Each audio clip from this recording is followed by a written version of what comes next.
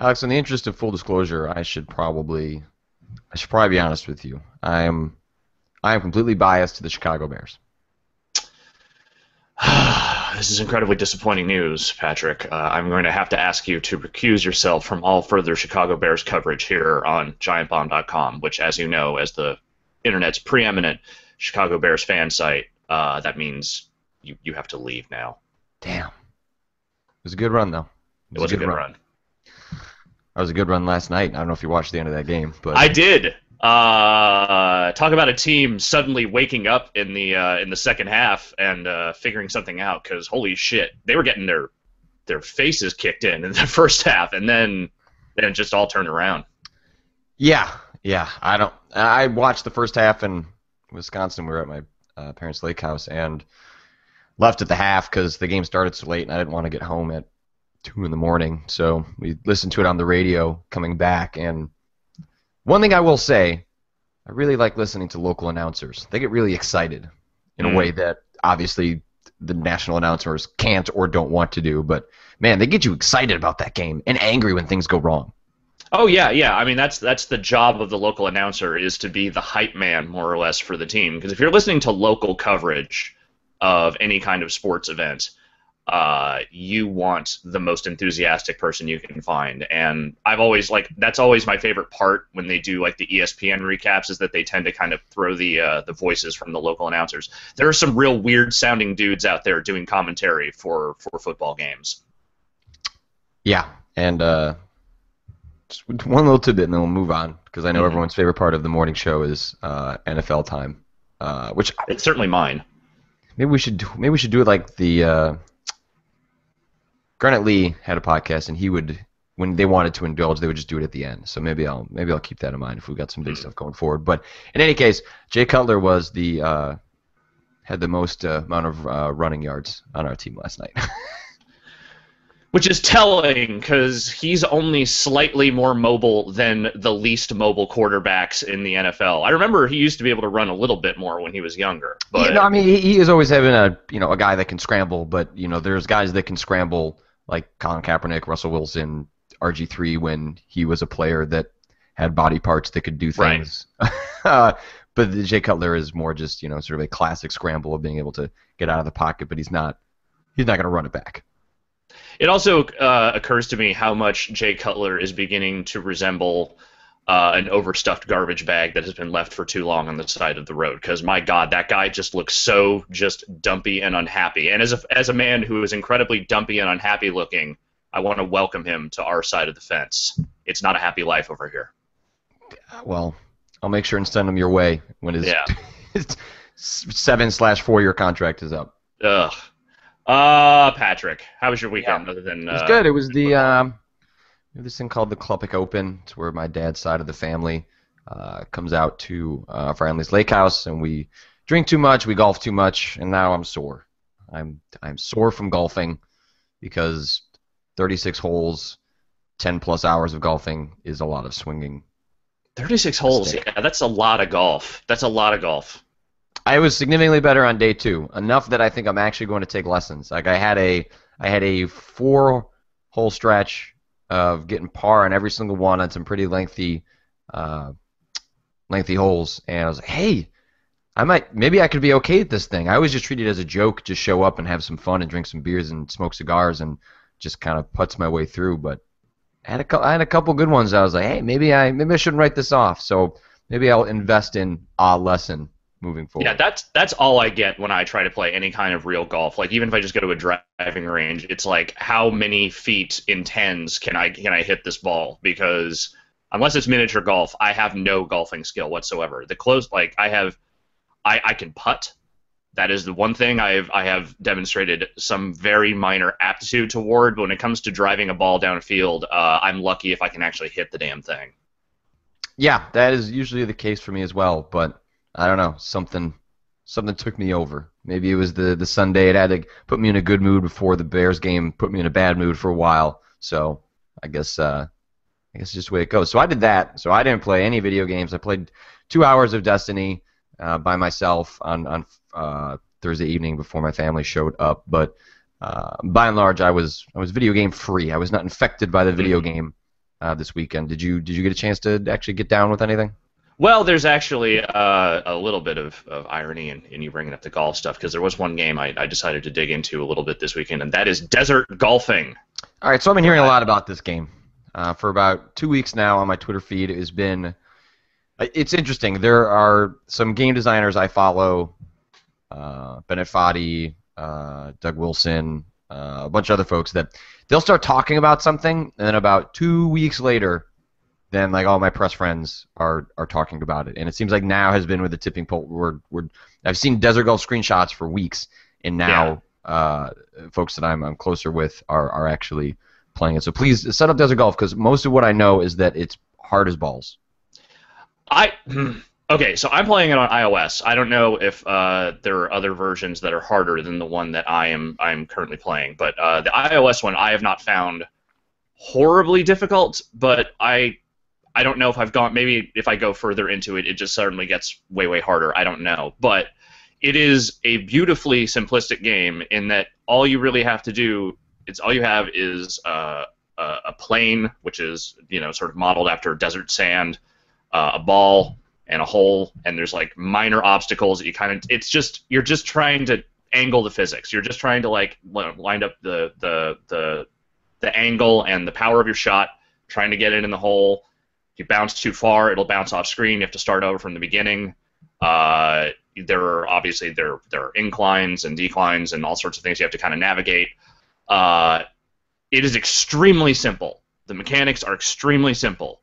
Actually getting the ball into the hole can be incredibly vexing. The way the courses are, I don't know if they're randomized exactly, but they are just slightly different every time, and it's always just slightly enough to where I might get a hole-in-one, which, by the way, is one of the most satisfying goddamn things I've had in a game in a long time, or it might take me like 27 tries on one course.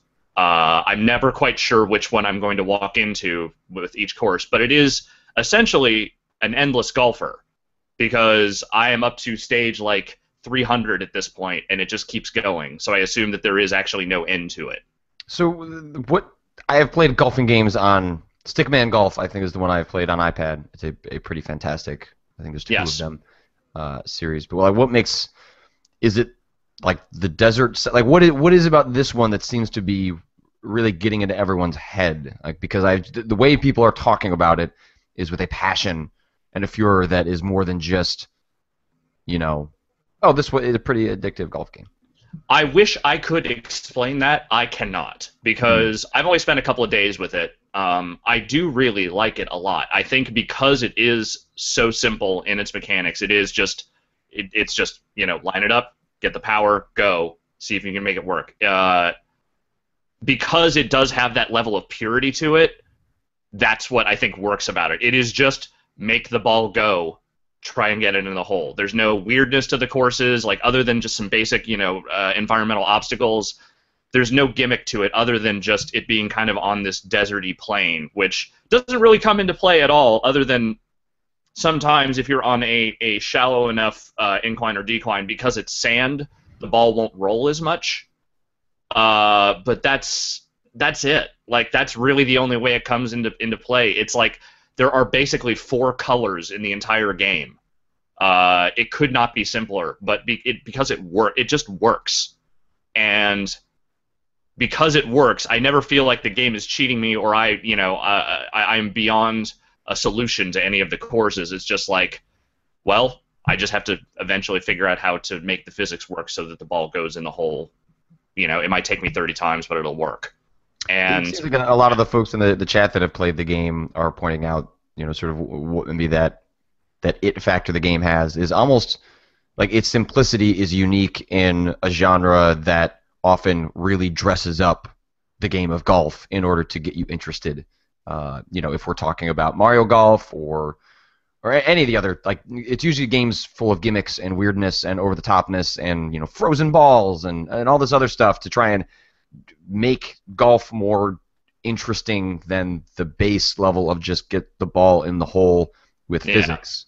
And it seems like Desert Golf is just that. It really is just that. And it's a puzzle game, right? Like, I mean, it's golf, quote unquote, but I mean, that's what a lot of golf is in real life. Is Yeah, more. it's the closest thing you can get to just straight up like here is golf on an iPad device or any sort of touch device. It doesn't again it has the idea that it is gimmick free in that regard and that the physics feel right, seem and have a certain logic to them. That is all there is to it. And yeah, I mean I think it is exceedingly well made for something that is that simple and probably should have bored me to tears after about a day. Like I'm still playing it. So Interesting. yeah. Desert golf. Desert golfing.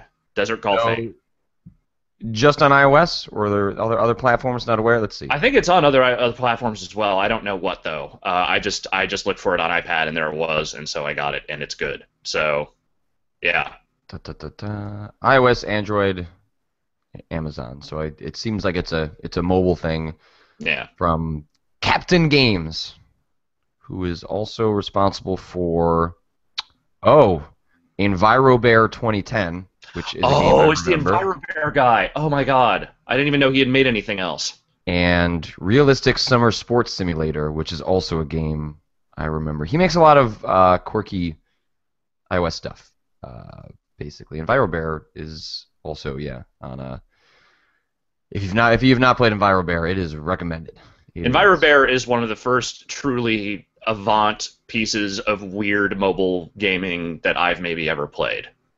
It's 99 cents on iPhone and iPad and Android, and it's free on Windows PC. So you can play EnviroBear for free. But yeah, okay. Knowing that, desert golfing makes a lot more sense. Yeah. It is within the Captain Games design motif, I guess. I hope he goes around with a little captain's hat on and like some insignia that just says he is the sea captain of games. That's fair. Yeah. All right, I'm gonna have to check that out because I've heard a lot about this game, and now I'm going to have to. I got to know myself, so I'm gonna look into that. I'm looking forward to get frustrated. Looking forward to yelling at myself. But so you play desert golfing, but nothing else. I did play some more Destiny. I got up through most of the Venus stuff over the weekend. I think I'm up to like level 14 now. I will say that as that game does become more challenging, it gets a little better. I was a little more invested in it, and I think the Venus world is definitely the coolest looking of the environments so far that I've encountered in that game. But my opinion, by and large, has not changed much at all. It's okay. They found some things that are a little more exciting, and I'm a little more invested in gameplay-wise. But every time any sort of cutscene pops up or anything related to the story pops up, I just tune out entirely now. Like I'm just not paying any attention to it because it's just not interesting. And I think that even as the gameplay has become slightly more challenging, it still feels just as repetitive as it did at the beginning of the game. So I'm gonna hit level 20. I don't know if I'm gonna go too much past beyond that. Yeah, I'm definitely curious to see how the game ends up evolving. There were certainly a couple of Bungie designers, or at least employees who worked on the game, that expressed a disappointment that reviews were hitting while they claimed some of the content was still going online, raids and things like that. So they're just getting started, Patrick. Right, and from if you look at the vision they're trying to present, in some ways I certainly see why they would feel that way. I don't think that means the press should not do its job to provide a timely reaction to the game that is out right now and is being asked for consumers to pay $60, right? So it's possible both people are right. It's possible that right now, for a lot of people, Destiny is just kind of an okay experience that has some interesting ideas and has potential to become more interesting as it goes along. But as it stands, that's potential. And it's a game that might be revisited in the same way that a lot of sites revisit MMOs and say oh wow they've really managed to change things and it's gone in a positive direction. But that actually has to happen. And until then it is purely just potential. Well, and on top of that, like the notion that you're judging us just based on our starting point. We have so much more planned. We have all this raid content, all this other stuff coming down the road. If that stuff is amazing, that's great. but it doesn't change the fact that the first 20 hours of your game are a fucking slog. Like, the opening of your game is still not very good, and that's the part of the game that everyone is going to play, because that's the part you have to get through before you can get to this other content that they are saying is awesome. And that, to me, is still a fundamental failure of your game. If all of your early missions, if the first 20 goddamn hours of your game are basically the same mission over and over and over again, that's not a good thing. And that does not change just because you have better stuff coming down the road. Yeah, so, yeah, I mean, just like anything else, I would love it if, take Just Review, for example. If that game can go from a 3-star game to a 5-star game because they balance or maybe change some of the early game content, or the end game content, or the stuff that's added in expansion packs is so much better, that's awesome. Like, who wants Destiny to be a bad game? And it's not even a bad game now, but certainly I think relative to expectations, certainly relative to Bungie's pedigree, Destiny, seems to be a bit of a disappointment. It certainly is for me, even if I'm enjoying parts of it, and I'll continue to play it co-op and kind of sort through it, just because a game this big, bold, and ambitious, and a game that comes from Bungie, is one that I want to put a lot of time into, even if it's one that ultimately doesn't really sort of scratch the itch I was looking for. But yeah, I hope it improves going forward. But me too. Right now, it is definitely not there. Yeah, there's stuff in there I definitely like, and there are things that I can just look at and say, like, I can see how they would improve this. I can see this getting better. And it's not like I'm not having any fun at all. If I wasn't having any fun at all, I wouldn't be playing it at all. You get a good fire team together and you get on some of those missions, it can be pretty exciting, but it just the feeling of repetition and the feeling of frankly just it just drains all the energy out of it at a certain point. It's like, yeah, this is harder now, and I've got my friends here, and that's great, but it doesn't change the fact that I'm still doing the same basic thing I was doing at the beginning of the game, and that, I don't know, I'm still baffled by the fact that that is the design of the game that is on the disc, that no one said, maybe we should change this up a little bit before it got to the point where they couldn't change that anymore. And, to be fair, it's trying something relatively new in what it's mashing together, and it's not hard to imagine, just like anything else creatively, that eventually you have to stick to a plan. Even if you realize parts of that plan are flawed or you do them differently, games have to ship, right? And you can't endlessly iterate on that and restart. And not to say that it's possible that there are parts of that Bungie just got wrong, or that they thought this is how people would respond to it, and people are not. But just like anything else, Destiny 2 would be a much different game than Destiny 1. And what I'm curious is if this game is a 10-year plan with Activision, how much of that happens in Destiny versus Destiny 2, or right. If there even is a Destiny 2, or it's Destiny. It's like Rock Band. It's a platform. They're going to release sequels, but all your old content will then you can buy an export pass so that it'll export all your other stuff into Destiny's 2. Right, or are they all expansion packs? Right? Right. Are they just like there are smaller expansions that kind of come along the way, but then 18 months from now there is like a really big, substantial content drop that is maybe not quite along the lines of a sequel, but is much more substantial than just a couple new levels and the level cap goes up or something like that. So definitely curious. It's not something they're going to back down on, and I got faith in Bungie. They're a studio I've loved for a long, long time, and I like playing their games. So one hopes that they'll be able to kind of steer that ship in a direction that makes everyone a little bit more happy going forward. But I'm going to keep playing that. You're going to keep playing that, and we'll see how that goes. But yeah, I didn't play anything else much this weekend. You didn't play much else this weekend. And one of the things that I mentioned on Twitter on Friday was that, on weeks where we don't have a guest on Monday and maybe there's not as much going on, that we're going to try and kind of turn it into a mailbag show. So we've got a bunch of questions from you guys. Before we get there, though, obviously we want to get to the big news that was at once rumored and now is official. It turns out that Microsoft is going to be purchasing Mojang, the creators of Minecraft, for $2.5 billion. The deal is expected to close before the end of the year, and Microsoft actually expects to break even on it by the end of fiscal 2016, I believe is, let's see, I think that's what it's fiscal Yeah, break even in fiscal 2015, which ends June 30th, 2015. Which that is a that goes to show you how much money Minecraft makes. They're going to spend 2.5 billion and feel like they're going to get everything back on that really, really quickly. Yeah, and it makes you realize that the 2.5 billion is as completely crazy as that number sounds, on paper.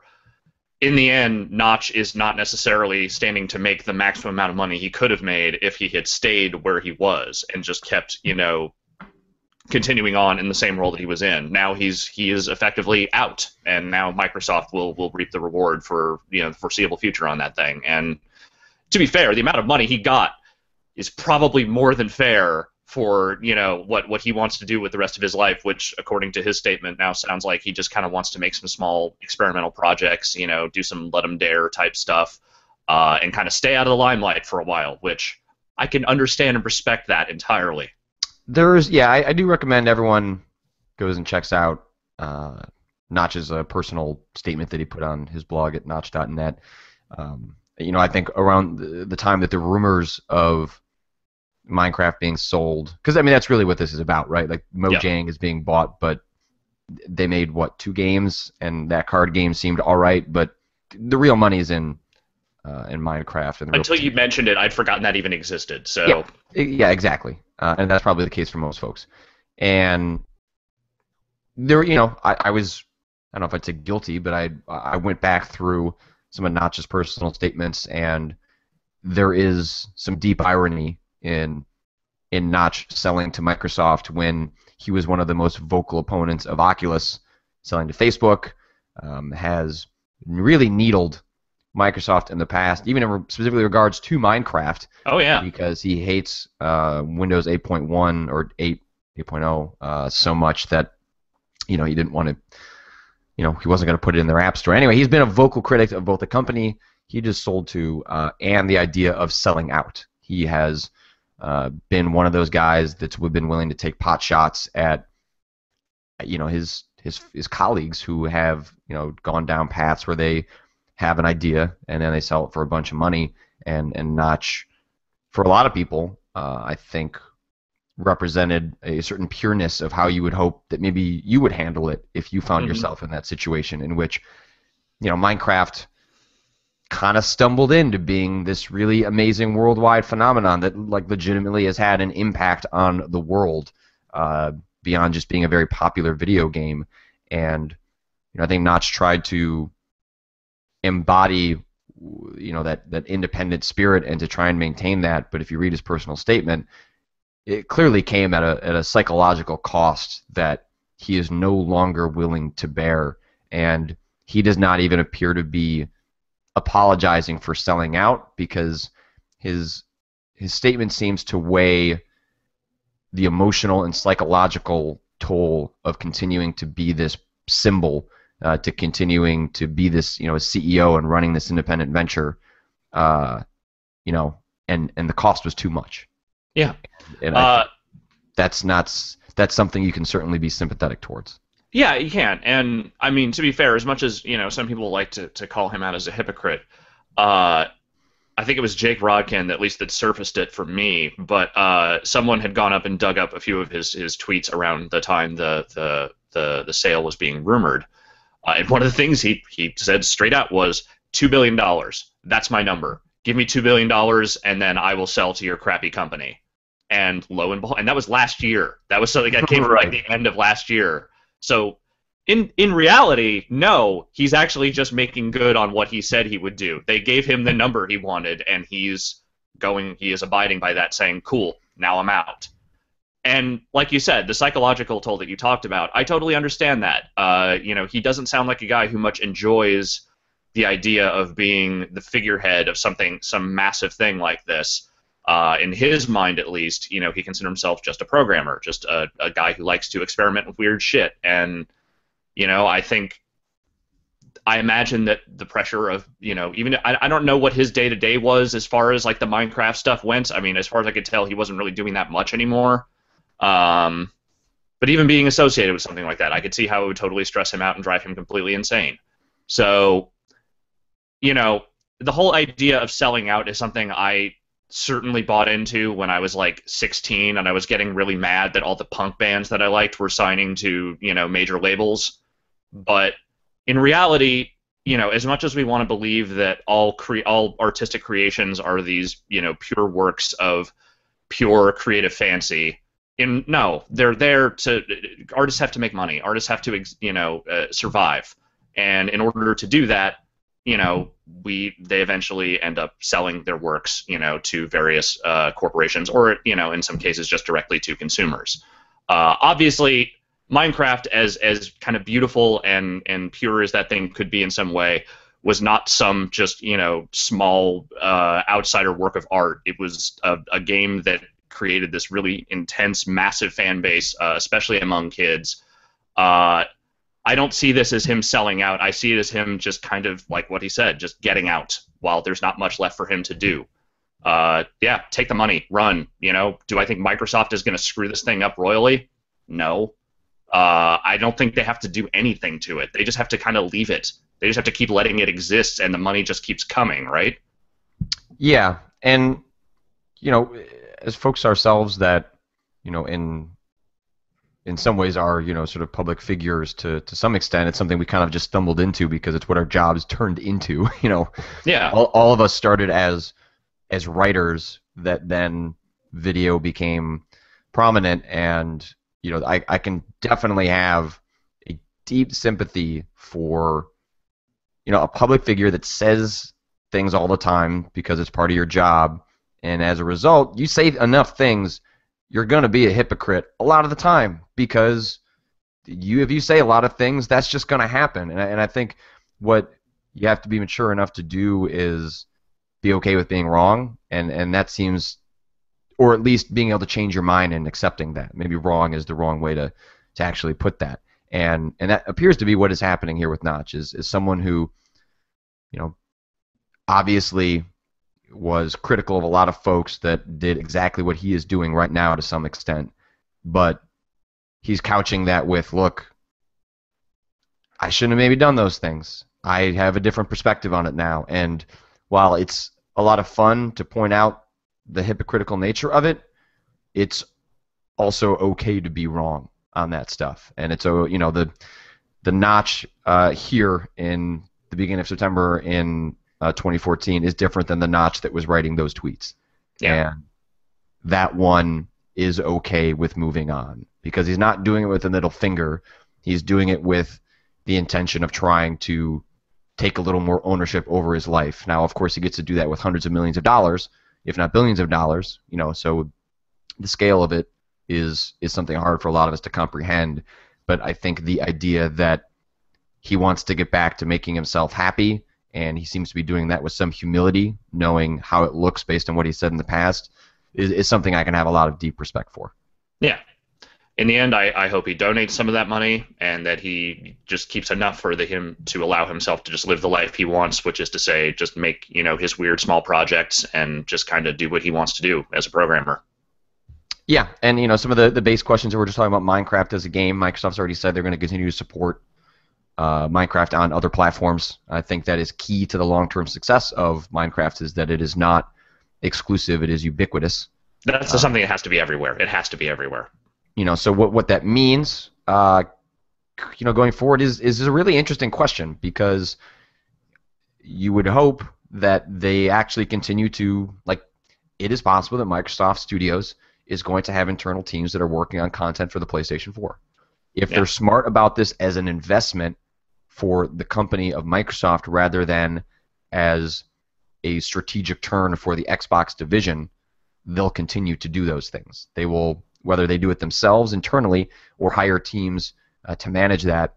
It would seem not only petty but toxic for the long-term growth of Minecraft or its continued relevance to start restricting that based on corporate interest or self-interest to such an extent that you shoot yourself in the foot in the process. And they don't seem like they're taking that direction, but it's also not a surprise they would say that now.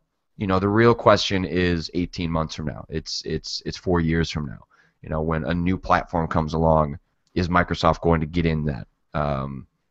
You would hope so, because Yeah. I really truly believe that has been utterly critical to Minecraft being as popular as it is. And one way you could look at it is that Microsoft might have the resources to maybe make that more open, right? Like maybe they can apply the fact that they're able to build storefronts and make Minecraft a place where creators can make money in the way that Steam has done that with Steam Workshop. There are things that Microsoft as a company would be able to accomplish that a smaller studio would not. And I think that's what you hope for. You hope for the worst. What you can hope for the worst case scenario is that it's just status quo. Yeah. And then maybe there are possibilities where Microsoft as a company is actually able to leverage what they do well in a way that helps Minecraft going forward. So yeah, we'll see, I guess. Yeah. A couple of people were asking why I thought Notch should donate some of that money. I just want to say that is my blanket statement. Anytime anyone receives a huge sum of money, I always think people should donate some of it. That had nothing to do specifically with Notch. So confirmed. Yes. Vinny is messaging me jokes while we do this show. Good. I'm glad he's got some input. Vinny says, hey, would you say it's a notch in Microsoft's belt? Because I would. That's what I would say. I wouldn't, because he's not going that. to Microsoft, so he can't actually be in Microsoft's belt. So that joke actually doesn't work. Dang, shots fired. First day back into the swing of things. I wish you guys got along better. I know. It's a shame that Vinny and I just completely fucking hate each other. Yeah, that's tough. It's a tough working environment. I gotta admit, that's not ideal.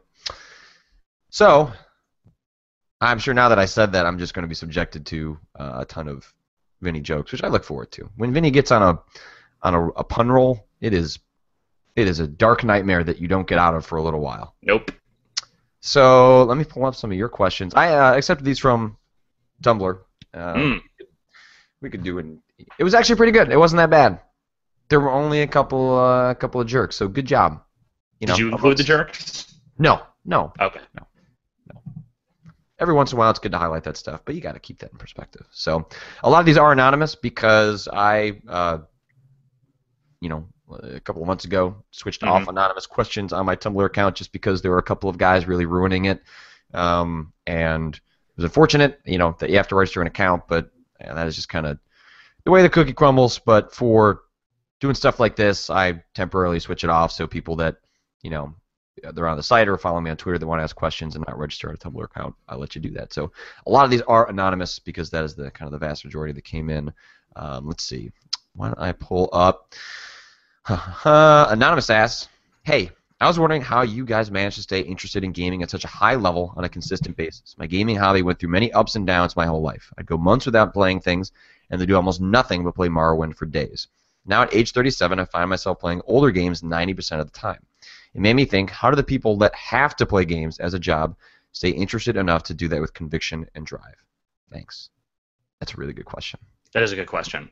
I will say that were I not in a need to sort of, like a professional obligation to sort of stay on top of a lot of different stuff, I might fall into a pattern very similar to his own.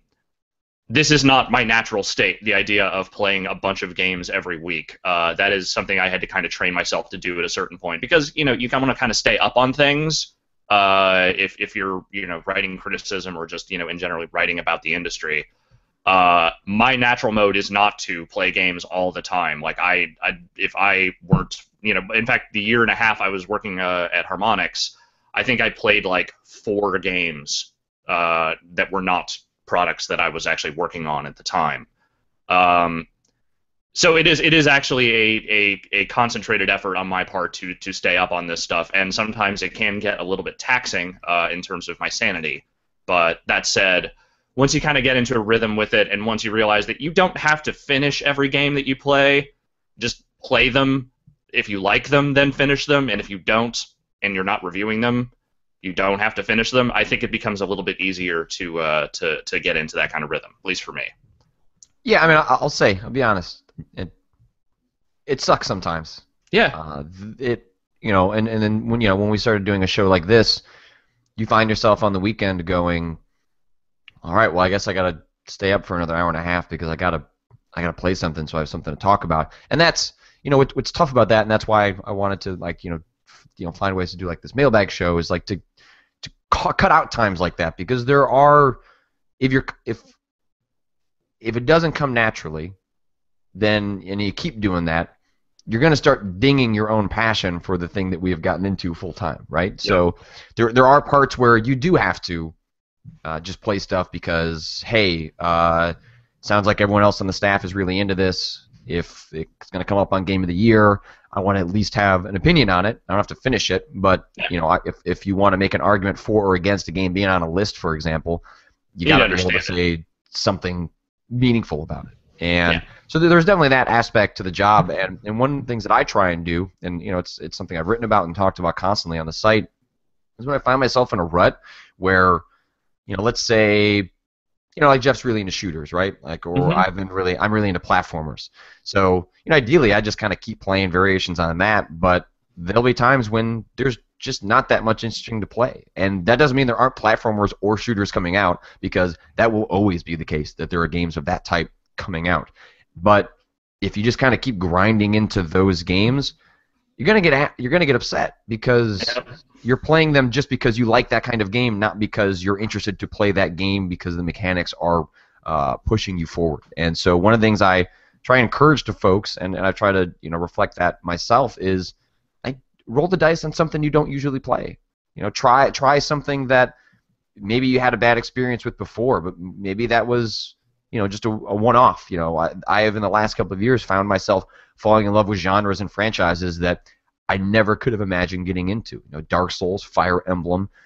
These are all things that I'd either written off or had a certain expectation in my head of what they were, and I found that to be the best way to combat sort of fatigue with the games that I'm playing, is try and play something completely different.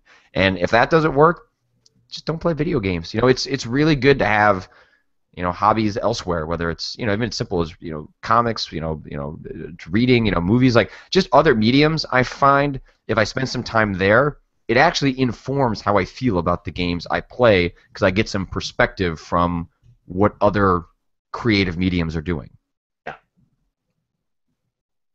I have nothing to add to that. So play stuff. Yeah, play some games. Ba ba ba ba ba ba ba. Anonymous asks, what's best, watching a long, unplayable cutscene that you can skip, or having NPCs talk to you and each other for 15 minutes while you dick around with the camera and can't skip? Ooh. I think the one you can skip is the better of the two. Yeah. I find... So, like, when you have the ones where it's 15 minutes where NPCs are talking to you and you just dick around with the camera and can't skip, at least it's better if, like, you're going somewhere, right? Like, so, let's say you're, like, stuck on a train and, there's a, an exposition dump that is happening between characters around you. At least, thematically, you feel constricted, so it doesn't feel all that strange, but...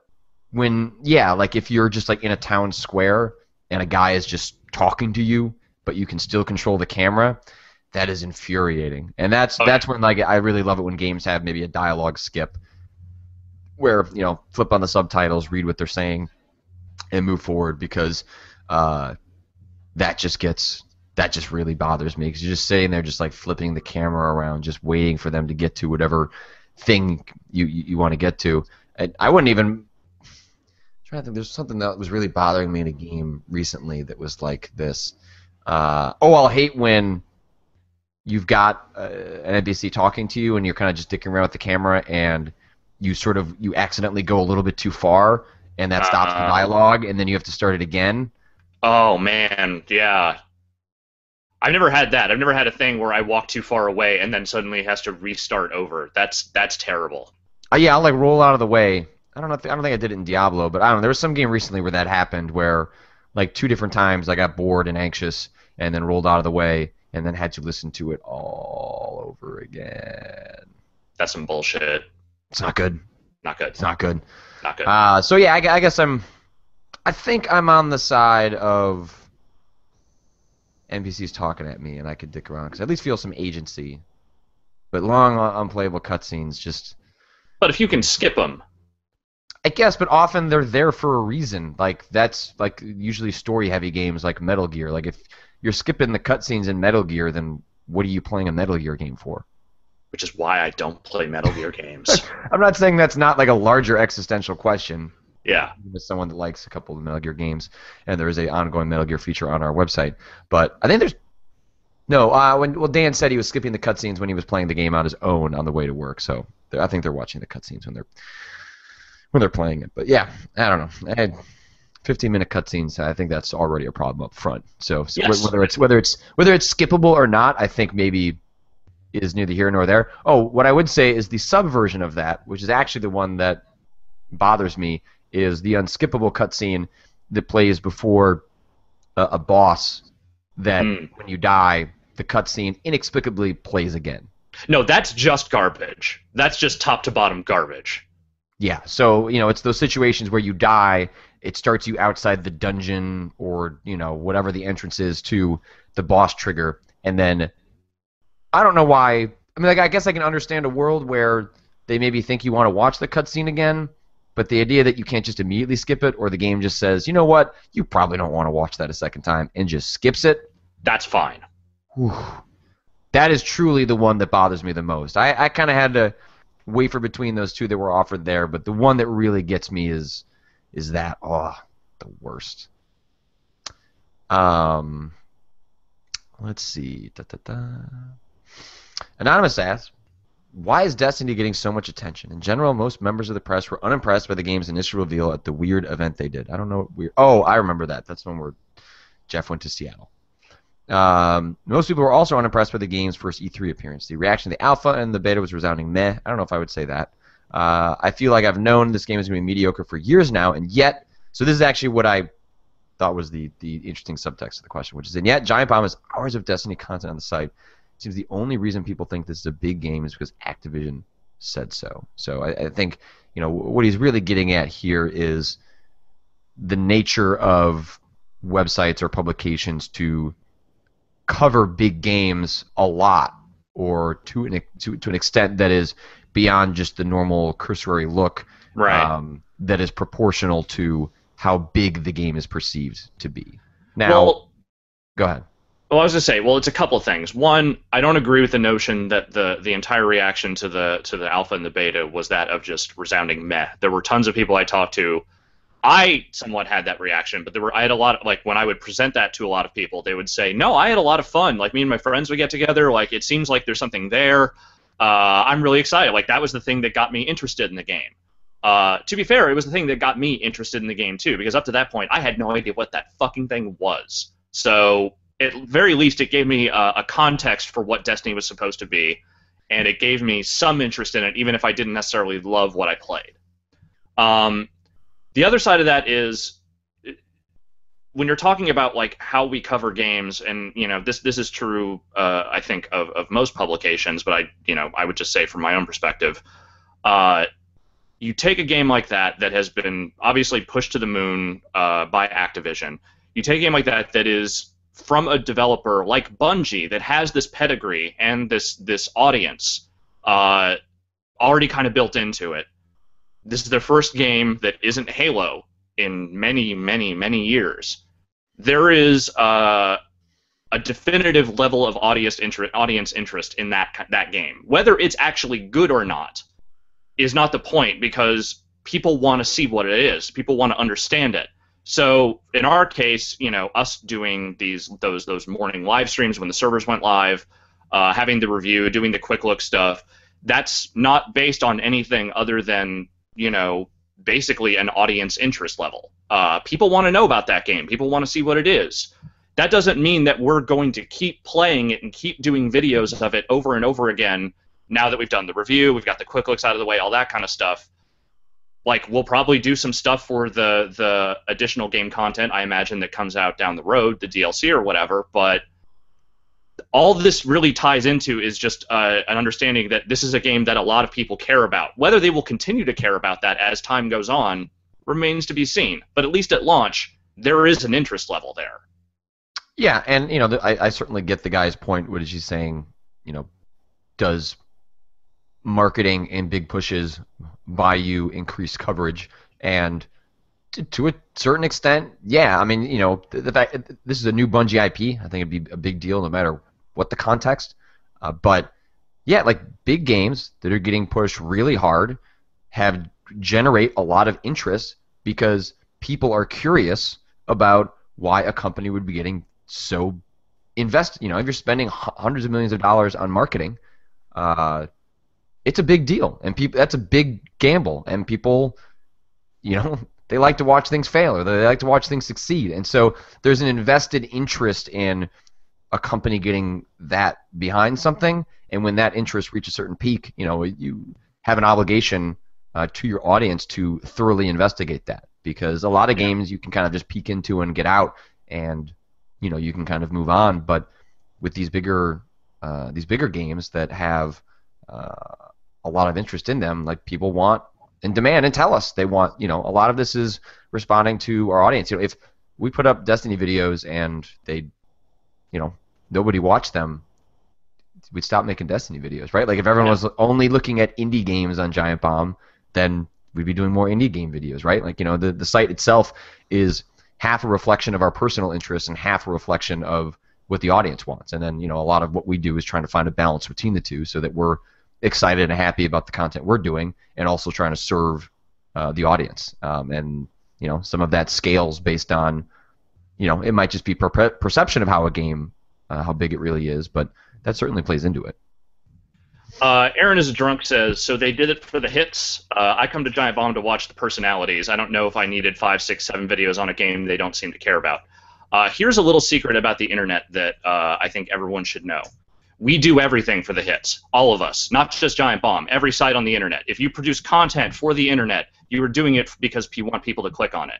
If you're creating like a live journal somewhere and you're just writing your super personal, creative writings, and you don't want people to see them and you're locking it away because that is what you're trying to make, your personal art there, that's fine. But 99.9% of what content appears on the internet is designed around the notion that you would like people to click on it. So yeah, we made some videos for Destiny. I think the perception that that is a game that none of us cared about is incorrect. Brad has talked about how he actually likes it quite a lot. Jeff was certainly very interested up to the point where he got to the end of it and was like, yeah, I don't know, the end game didn't really do it for me. But in the end, we're making content that we want people to click on. That is not some dirty secret of, internet media. That is capitalism, basically. You just described what people like. This is why we get paid to do this for a living, because that's our job, to make content that people click on and watch and enjoy. Yeah. Sorry you didn't, if you don't enjoy the Destiny content, I understand that. At a certain point, we will probably stop making Destiny content. But right now, there are a lot of people very, very interested in that game. So we made some stuff for it.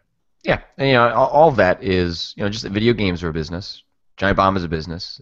You try and straddle, like I said, the line between, what allows you to keep doing what you're doing, and what makes you happy and what makes the readers happy. And I think we strike that balance pretty well. We don't do lists. We don't do a lot of things that would make the hits a lot easier. So we try and be responsible about that as much as we can. Having a subscriber part of the site really helps in that regard. Yeah, we try to do our best in that, but there are also certain realities of how just things work. Now Aaron is drunk, saying he was meaning to be sarcastic. My apologies. I just went off for no reason. It was a good My point bad. anyway. It was a valid point. Yeah. A lot of folks were asking about Destiny. There's kind of a lot to unpack there. I thought this one was worth bringing up as well. Normal. Yeah, I think he's putting that in the context of a lot of the reviews have been fairly tempered. Kind of middle of the road. Do you think this is a good sign of things to come when it comes to trusting reviewers and their opinions, or is it an anomaly that came from reviews being later than normal? I don't know how much I think there is to say on the first half of that question, but specifically, I'm curious, as you review a lot more games than me and reviewed a lot more games than me, just generally speaking, the idea that these reviews came out, after the game, formally shipped, and it's, sort of like 1.0 capacity, do you think that plays into that stuff at all? Is that specific to this game? Like, it's certainly different than how most reviews kind of roll out. It is, and I agree with the timing notion to a certain extent, though I have been present when, say, we have done MMO reviews in the past, and if those reviews were not particularly glowing, there has certainly been an uproar among some of that audience, especially the audience that really likes those games, where it did not feel particularly tempered just because it came later. In this case, I don't know exactly what it is. It has been interesting to watch. I've certainly seen some overtly negative reaction on social media and in certain website comments about some of those reviews. I've seen some of it targeted at Kevin at GameSpot. I've seen some of it targeted at Polygon's review. I haven't really seen much targeted at us, which is funny because I actually had one person tweet at me saying, "Yo, Polygon and GameSpot gave that game a 6. I think that's bullshit. That game's way better." And I wanted to reply back, it's like, did you see our review? Because I gave it a 3 out of 5, which is basically the mathematical equivalent, I guess. I don't know. But I didn't, because I didn't really want to engage in that. It has definitely felt more tempered than, say, just throw some examples out there, the 8.8 that Twilight Princess got, or, the 9.1 that Halo 2 got, which still got a whole bunch of people really, really angry, even though it got a fucking 9. I wish I knew what exactly. I think the fact that a lot of people are playing the game ahead of time and maybe running into the same issues that the reviewers are. I've seen a lot of people saying, "Hey, I'm really enjoying Destiny, but I also agree with all the criticisms you've made in your review. I might score it higher personally, but I understand why someone would feel that way," which to me is a magical, beautiful thing to see, because I think that's no, because that's what and I think a lot of other critics have been trying to say for years and years, which is that you don't have to agree with us. We're giving you information. We're giving you our perspective and our opinion on this stuff. You don't have to take it as gospel. You should find critics that you find consistently show a similar interest and taste level to what you like. You should not necessarily take any one publication's reviews as all the time gospel, because you know what, there are going to be times when they diverge. We don't expect you to just say, well, now everyone thinks this game is a 6 because we said so. We expect you to take that information, weigh it against a bunch of other sites and other people's impressions, and make the decision for yourself. That's it. That's all criticism is giving you information, critiquing what's there, and giving you the keys to make a decision for yourself. The people who get angry are the people who want this very mathematical, very specific rating system where everything just is. There is an absolute number for every game, and any deviation from that is incorrect. And that is, hands down, the dumbest mentality you can have when it comes to reviews of any medium. Doesn't matter if it's games, movies, whatever else. You can't, it doesn't exist. That absolute number, that absolute truth does not exist. And it never will. And the fact that there are people out there who are looking at these reviews and going, well, this makes a lot of sense, but I'm still having fun, makes me happy in a way that I can scarcely describe, because I'm not used to feeling happy. I'm so happy for you. Yeah. What I would say is that what's unique to the Destiny situation and how the reviews rolled out, and I think it speaks to your point and some of the reaction or non-reaction, as the case may be, to reviews with slightly lower scores than you might stereotypically expect for a brand new Bungie game, right? If we're just to kind of view it in a vacuum that way, is that often what happens is game reviews drop before folks have played the game, right? And so just like anything else, like before you go experience something for yourself, whether it's a game or movie or book, if you're excited about it, you want it to be good, right? Yeah. And so then when you read something or hear something that contradicts that, it might make you upset. Some people just take that and go, well, that's going to be disappointing that it's not going to be as good as I want it to be. Some other people take that as a personal affront because they want the game to be great. You're saying it's not, and it's not that the game is wrong, it's that you are wrong. And And before the player base can actually validate that for themselves with their own experience, all they have to go on is the reviewer or the commentator. And what was different with Destiny is that those were going hand in hand. So the experience of the reviewer was the experience of the player, and so you get situations like you've got where there may have been divergence on personal preference, but also an understanding of the collective problems because everyone experienced them together. Yeah. And in addition to that, it avoided, like let's say SimCity is a good example of this.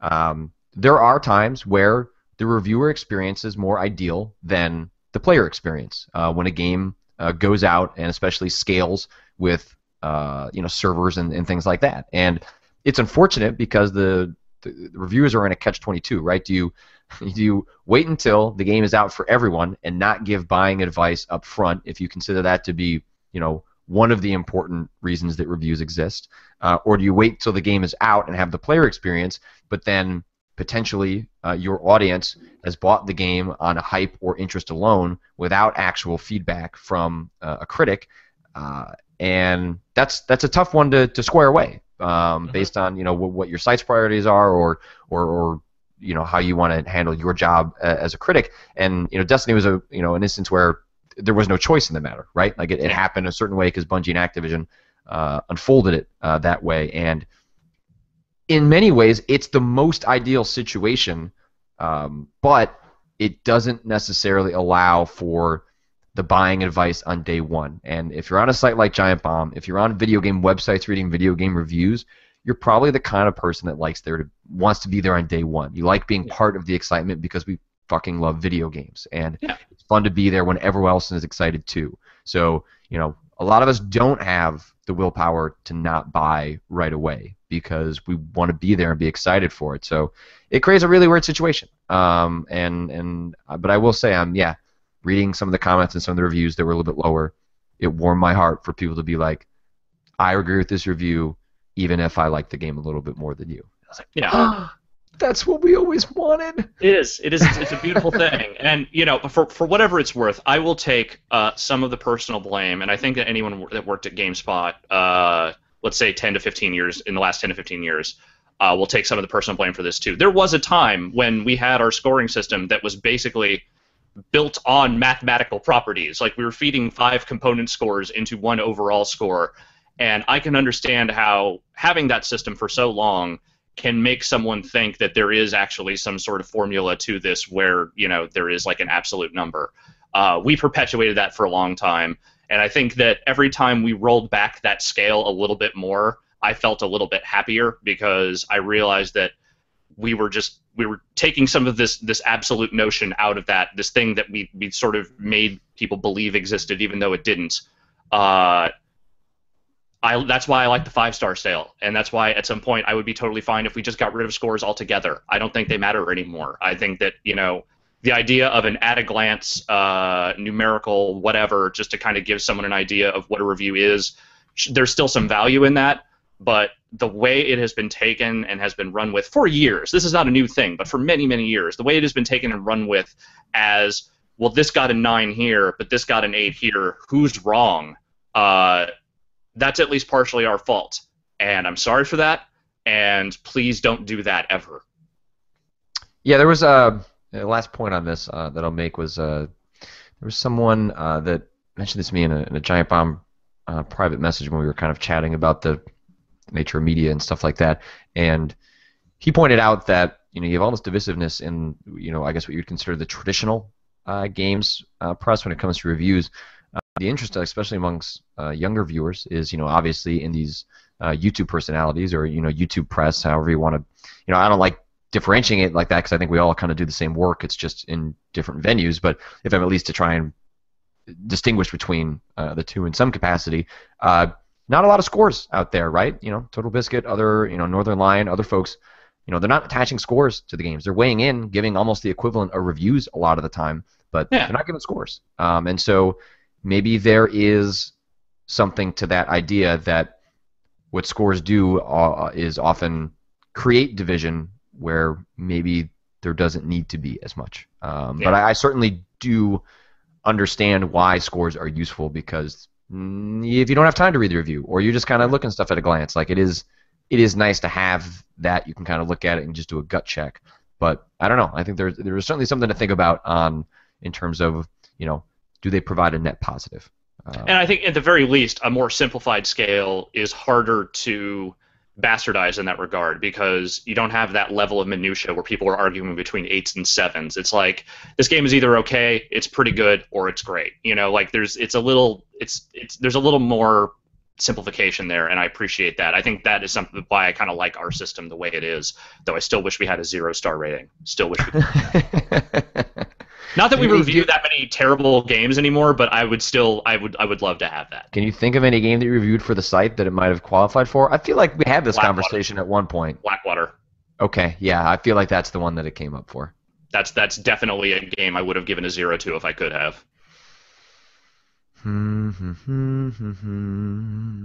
right, we'll grab one more question to close this out. We kind of covered that one in a different one. Oh, this is a quick one. I'll look for something more substantial, but you can answer this because you've talked about it. Question for the morning show: where's Vinny, and how do I get more Vinny? Thank you. Vinny is back. Vinny is in the office right now, I think, which is where I will be heading as soon as this is over with. I don't know if he's back full time yet, but he is back for at least a couple days this week. So we'll probably start recording at least a couple of things this week and get back into regular schedule again.